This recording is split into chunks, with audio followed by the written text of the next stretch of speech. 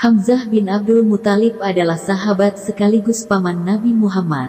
Walau sebagai paman, Hamzah seusia, lebih kurang sama dengan beliau. Bahkan ia juga saudara sesusu Nabi Muhammad, sama-sama dipelihara dan disusui oleh Halimah As-Sa'diyah. Bahkan sebelum dibawa kepada Bani Sa'd bin Bakar, kabilahnya Halimah As-Sa'diyah, keduanya pernah disusui oleh Suwaibah, salah satu sahaya Abu Lahab yang saat itu sedang menyusui anaknya, Masruh. Mereka berdua juga teman sepermainan dan tumbuh dewasa bersama-sama. Hamzah adalah seorang lelaki Quraisy yang sangat terpandang dan sangat disegani.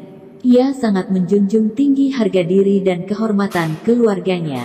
Ia mempunyai kegemaran berburu, dan hal itu membuat dirinya makin ditakuti oleh orang-orang Quraisy lainnya.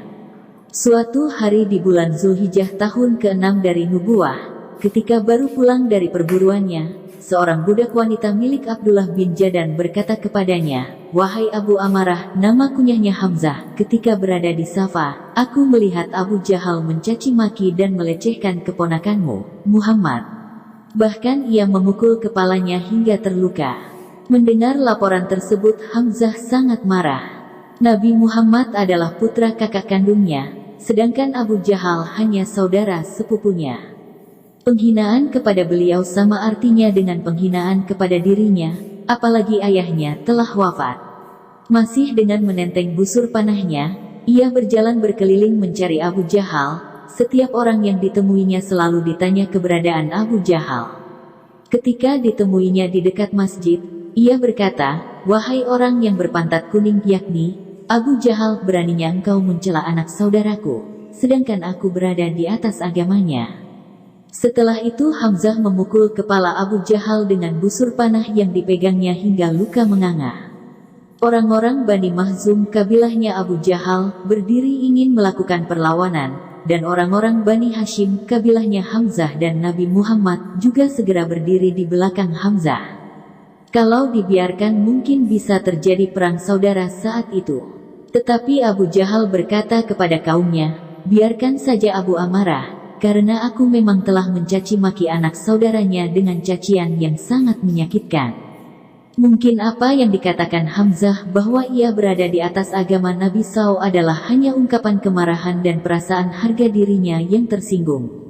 Tetapi bisa jadi itu memang jalan hidayah Allah, karena setelah itu ia menghadap Nabi Muhammad dan menyatakan dirinya memeluk Islam.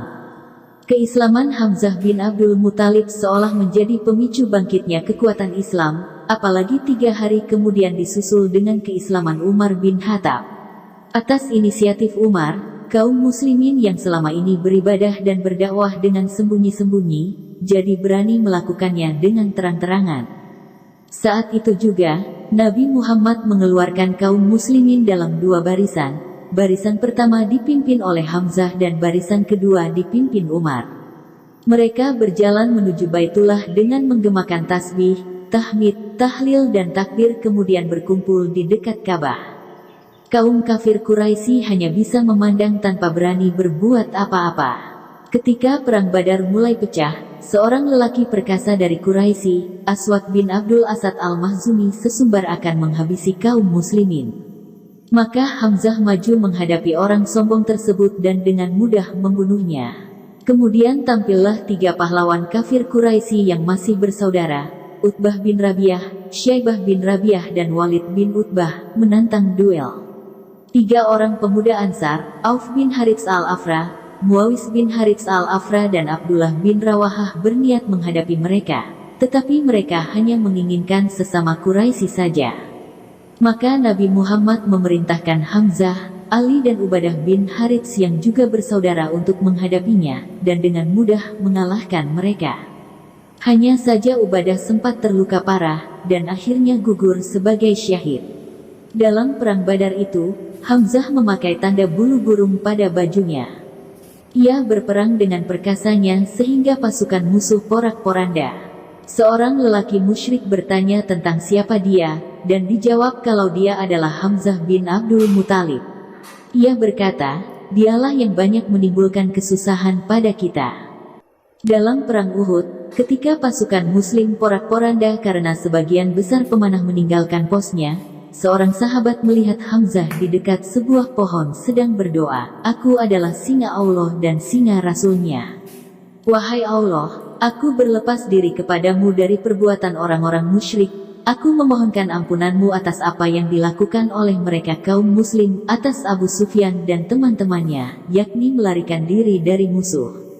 Setelah itu, ia terjun lagi dalam pertempuran, menghadang pasukan musyrikin walaupun keadaannya tidak berimbang, pasukan musuh terlalu banyak. Setiap orang musyrik yang mencoba mendekati dan memeranginya pasti terbunuh. Saat itu, Wahsy mencoba mendekati sambil bersembunyi di balik pohon dan batu-batuan. Tiba-tiba muncul Sibah bin Abdul Uzza. Hamzah langsung menyongsongnya sambil berkata, "Mendekatlah padaku, hai anak lelaki wanita tukang khitan." Ketika Hamzah sedang sibuk melawan dan menyerang Sibah, Wahsy bersiap menggerak-gerakkan tombaknya. Saat Hamzah sedang memukul kepala Sibah dengan pukulan yang bisa menghancurkan kepalanya, Wahsy melemparkan tombaknya ke arah Hamzah dan mengenai pinggang bagian bawahnya dan tembus di antara dua pahanya.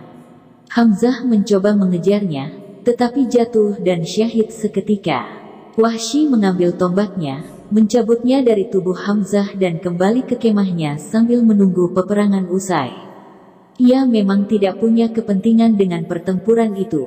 Niatnya membunuh Hamzah hanya untuk kemerdekaan dirinya dari perbudakan, dan juga hadiah yang dijanjikan oleh Hindun binti Utbah. Usai perang, Nabi SAW mencari jenazah Hamzah dan sahabat yang melihat Hamzah tadi mengantar beliau ke dekat pohon di mana Hamzah berdoa. Ketika melihat jenazahnya yang ditoreh, diiris bahkan dirusak itu, beliau menahan nafasnya sehingga tersengal-sengal, dan beliau bersabda, "Kafanilah jenazahnya." Bangkitlah seorang lelaki Ansar dan memberikan pakaiannya untuk dibuat kafan jenazah Hamzah.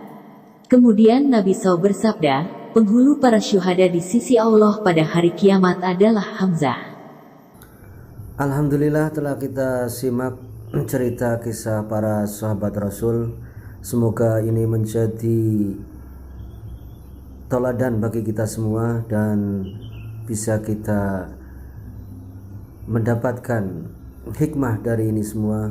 Dan dari saya, Assalamualaikum warahmatullahi wabarakatuh.